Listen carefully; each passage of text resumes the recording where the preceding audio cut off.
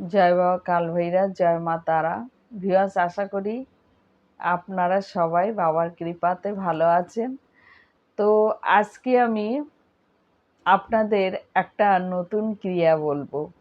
নতুন ক্রিয়াটা বলার আগে আমি কিছু বিশেষ কথা আপনাদের বলবো, যেগুলো আপনাদের কোনোদিন হয়তো জানা নেই বা অনেকে যারা সাধক লাইনে তারা জানেন। তো সেই বিশেষ কথাটি হচ্ছে, দেখুন, জালটা কি? জালটা এমনই একটা জিনিস, জাল দিয়ে মানুষের জীবনটাকে বেঁধে দেয়, মাকড়সার জালের মতো। তা জাল কয় প্রকার হয়? দুর্গা জাল, মায়া জাল, মোহিনী জাল, এরকম বিভিন্ন ধরনের জাল আছে তন্ত্রবিদ্যায়। এটাকে অঘরী বিদ্যা বলে। তো এই জাল দ্বারা যখনই ক্ষতি করা হয়, সেই জাল থেকে কেউ কেটে বেরিয়ে আসতে পারে না। যখনই আপনি কেটে বেরিয়ে আসতে যাবেন বা বেরিয়ে আসবেন, একের পর এক সেই মাকড়সার জালের মতো জড়িয়ে দেয় এই তন্ত্রক্রিয়া দ্বারা, এই মন্ত্রশক্তি দ্বারা। তো এই জালটাকে কিভাবে কাটাবেন আপনারা তো বুঝতেই পারেন না। সাধারণ গৃহবাসী পুজো পাঠ করে কিভাবে বুঝবেন? আপনারা তো কোনো সাধক নয়। তো এই জালকে কাটাতে গেলে কি করতে হবে সেই বিষয় নিয়ে আমি সম্পূর্ণ আলোচনা করব।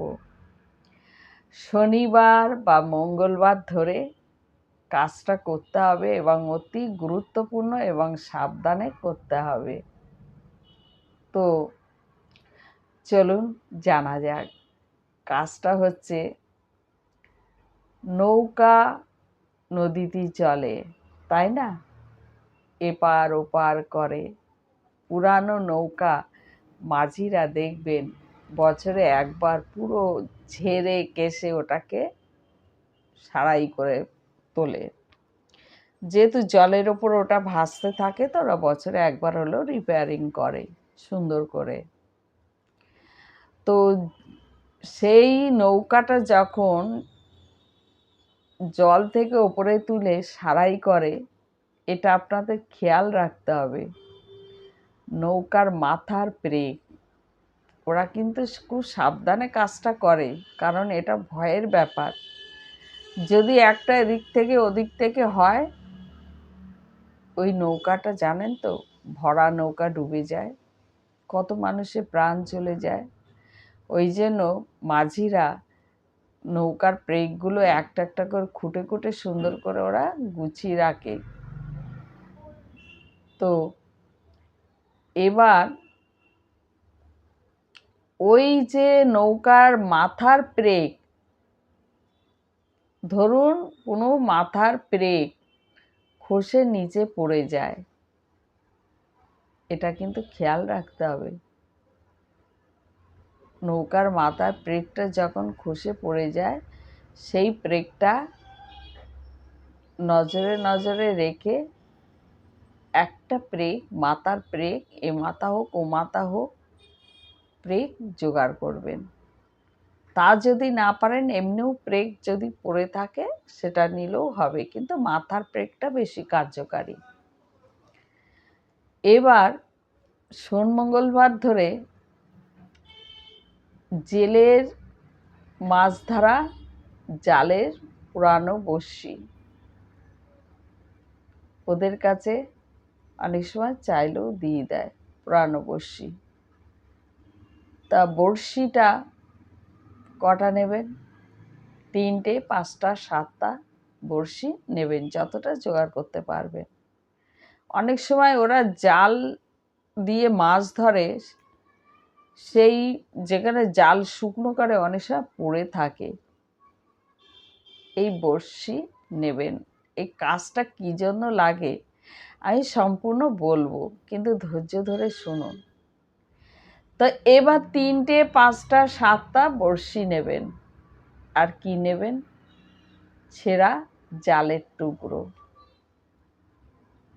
এটা লাগবে। কেন লাগবে? এটা কিন্তু অনেকটা তামসিক ক্রিয়া। তাই এবার ওটাকে নিয়ে চলে আসবেন বাড়িতে।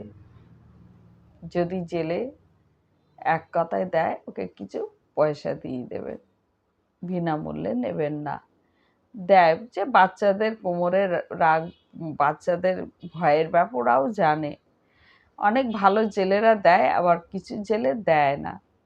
যদি একবার বলে দেব না, সেদিন আর আপনারা ওই বড়শিগুলো নেবেন না, কিচ্ছু করবেন না। আবার অন্য মঙ্গলবার বা শনিবার ধরে চেষ্টা করবেন অন্য জায়গায়, মানে পড়ে থাকা নদীর ধারে যারা মাছ ধরে দেখবেন একচেটিয়া জাল শুকনো করে, ওই সমস্ত জায়গায় খুঁজলে পাওয়া যায়।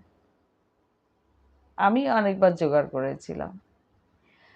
তো এবার কি কি তালি জোগাড় করবেন? প্রেক, নৌকার প্রেক, জাল, বড়শি, 3টে জিনিস জোগাড় করে বাড়ি নিয়ে আসবেন, তাই না? এবার লাগবে খেজুর গাছের মাথার খড়।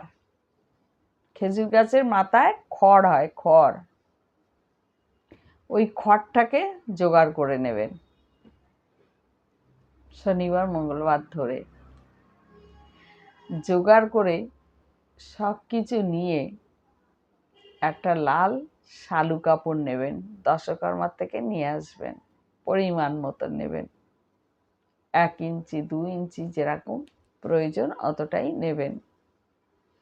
শালু কাপড়ের ওপরে ওগুলো রাখবেন একটা প্লেটে করে রেখে, এবার সন্ধেবেলা ক্রিয়াটা করবেন। কোন দিকে মুখ করে? দক্ষিণ দিকে মুখ করে একটা আসন পেতে বসবেন, একটা সর্ষের তেলে প্রদীপ জ্বেলে দেবেন। এবার ওগুলো কিন্তু মন্ত্র পড়তে হবে। মন্ত্র ছাড়া কোনো জিনিসই প্রাণ প্রতিষ্ঠা হয় না বা শক্তি আসে না। যখনই মন্ত্র শক্তি দিয়ে দেবেন, তখনই ওর প্রাণ প্রতিষ্ঠা হয়ে যাবে। মন্ত্র ছাড়া কোনো জিনিসই কাজ হয় না। তো এবার ওটা প্লেটে রেখে যে মন্ত্রটা দেব 108 বার সিদ্ধি করে নেবেন। কিন্তু ওই যে আসনে বসার আগে মা ধরিত্রী থেকে অনুমতি নিতে হবে, পিতৃদেবের থেকে অনুমতি নিতে হবে, কুল দেবীর থেকে অনুমতি নিতে হবে বা কুল দেবতার থেকে অনুমতি নেবেন, আপনার গুরুর থেকে অনুমতি নেবেন, শ্রী সিদ্ধিদাতা গণেশের অনুমতি নিয়ে আসন পেতে বসে যাবেন। গাটাও বন্ধ করে একটু বসবেন। তো বসার পরে মা ভৈরবিনীকে আহ্বান করবেন। মা ভৈরবিনী, আমি তোমায় আহ্বান করছি, মা তুমি আসো। আমার শত্রু কত কষ্ট দেয় বিনা দোষে বিনা কারণে। আমার এই কষ্ট থেকে মা মুক্তি দাও মা। আমি এই কষ্ট আর নিতে পারছি না গো মা। মাকে যতটা পারবেন মাকে বলবেন। যদি আপনি সত্যি নির্দোষ থাকেন, নির্দোষ ব্যক্তিদের সঙ্গে সবসময় ভগবান থাকেন, সমস্ত দেবদেবী সহায় থাকেন। এই না যে আপনি দোষ করলেন, দোষ করে এসে মাকে বলবেন মা আমার বাঁচাও, আমার উপকার করো। মা তাতে খুশি হন না বা বইমুখ হয়ে যান। তো যদি নির্দোষ হয়ে থাকেন অবশ্যই ক্রিয়াটা করবেন যে হ্যাঁ আপনি কিছুতেই ঋণ দায় বা কোনো রকমভাবে কোনো দিক দিয়ে ঠেলে উঠতে পারছেন না। নানা রকম নেগেটিভ শক্তি, এমনকি জিন ভূত প্রেত যাই কোনো ব্যক্তি ধরে থাকুক, যখন ওটা দেখবে না গায়ে গায়ে করে ছুটে পালাবে। আর কেউ ঢুকবে না আপনার ঘরে, কেউ ঢুকবেই না। জানবে এখানে মা ভৈরবিনী আছে, এখানে আর ঢোকা যাবে না। যার জন্যই তো মন্ত্র দেওয়া। তো এবার ওটাকে নিয়ে মাকে ডাকলেন, আহ্বান করলেন, 108 বার মন্ত্রটা কিন্তু সিদ্ধি করে নেবেন। আর মন্ত্র সিদ্ধির নিয়ম সবসময় আগে শ্রী সিদ্ধিদাতা গণেশের একমালা জপ করা, তাও গুরুমন্ত্র জপ করতে হয় একমালা, না হলে পঞ্চাক্ষর মন্ত্র 108 বার জপ করে নেবেন। নিয়ে তারপরে মন্ত্র শুরু করতে হয়, যে কোনো মন্ত্র। তো এবার মন্ত্রটা হচ্ছে, চলুন জানা যাক। আমি বলছি, আপনারা শুনে নিন, আমি ধীরে ধীরে বলবো। হ্রিং ক্রিং ভৈরবিনী ফট। হ্রিং ক্রিং ভৈরবিনী ফট। কারণ মা ভৈরবিনীকে আপনি দিয়ে কাজটা করাচ্ছেন, এটা সিদ্ধি করে নেবেন। আর এই মন্ত্র 21 বার বলবেন। 21টা ফুঁক ওই জালের ওপরে, নৌকার প্রেকের ওপরে, বড়শির ওপরে দেবেন। ওতে দেওয়ার পরে ওটা কি করবেন, মন্ত্র পড়া হয়ে গেল, ফুঁক দেওয়া হয়ে গেল। এবার মাকে বলবেন, মা আমাদের উপরে যে যা তন্ত্রক্রিয়া চালান করছে, যা কিছু জাল ক্রিয়া করে রেখেছে, বন্ধন করে রেখেছে, যা কিছু ক্ষতি করেছে শত্রু বিনা দোষে, মা সব কেটে দাও, জাল বন্ধন থেকে মুক্ত করো বলে ওটার মধ্যে 3টে ফুলালা লবঙ্গ দিয়ে দেবেন। 3টে কি করবেন, ফুলালা লবঙ্গ 3টে ওর মধ্যে ঢেলে দেবেন।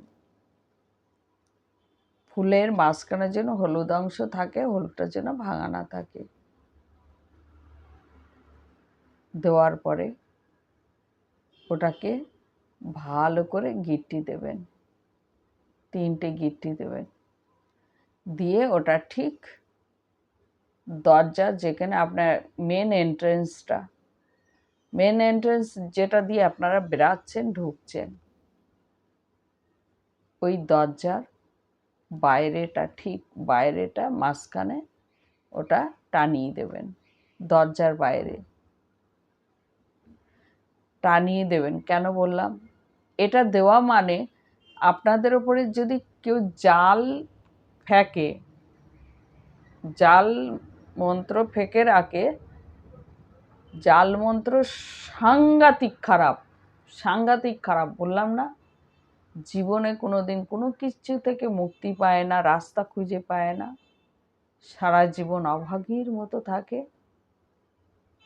জাল এমন খারাপ জিনিস, যারা করে, সত্যি এই পৃথিবীতে যারা এই ধরনের খারাপ কাজগুলো করে, তাদের দেখলে করুণা হয়, মায়া হয়। কারণ তারা তো একটু ভালো কাজ করতে পারে, মানুষের ভালো করতে পারে, কিন্তু তারা তো পারবেও না, ভালো বিদ্যা তো তাদের জানা নেই, করবে কিভাবে। তো এইভাবে আপনি দরজার মাথায় টানিয়ে দেবেন বাইরেটা, আর কোনোদিন কিছু করতে লাগবে না। যে যা করবে সব রিটার্ন যাবে, আপনাদের উপরে যে যা করবে সব রিটার্ন যাবে। ভূত প্রেত পিশাচ ডাইনি ডাকিনী শাকিনী প্রেত যাই আসুক না কেন, ওটা যখনই দেখবে সব বাপ বাপ করে ছুটে পালাবে, কেউ ঢুকতে সাহস পাবে না আপনার ঘরে।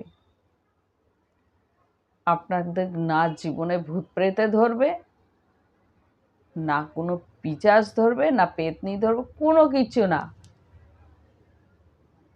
মা ভৈরবিনী আপনাদের রক্ষক হয়ে গেলেন, রক্ষক হয়ে গেলেন। এইভাবে ওটা আপনারা কোনো শনিবার মঙ্গলবার ধরে ক্রিয়াটা করুন, দুর্দান্ত ক্রিয়া আমি বলছি। কিন্তু হ্যাঁ, জিনিসগুলো না জোগাড় করা একটু ডিফিকাল্ট আছে। এরকম আমি না কাজগুলো দিই। দেখুন, এমন এমন কাজ আছে আমি দিতে পারি, কিন্তু কাজগুলো আপনারা জোগাড় করতে হবে। দেখবেন জীবনে কোনো তান্ত্রিকের কাছে আপনাদের যেতে হবে না ৮ আনা পয়সা খরচা করে। দেখুন, পয়সা খরচা করাটা না সবসময় না হয় না। কখন মানুষ জানেন কারো কাছে উপকার নেওয়ার জন্য ছোটে? যখন নিরুপায় হয়ে যায় আর দেয়ালে পিঠ থেকে যায়, বাঁচার রাস্তা থাকে না, তখনই তো ছোটে। তাহলে কি তাদের কাছে পয়সা থাকে? তাই আমি এমন এমন ক্রিয়া বলবো যেগুলো আপনারা নিজেরা করে বাঁচতে পারবেন। কাউকে পয়সা দিতে লাগবে না, আমাকেও পয়সা দিতে লাগবে না। আমি যে ক্রিয়াগুলো বলছি যদি আপনাদের উপকারে লাগে এটাই ভালো লাগবে। আপনাদের ভালো থাকাটাই তো আমার ভালো, আপনাদের উপকারে লাগাটাই তো আমার ভালো।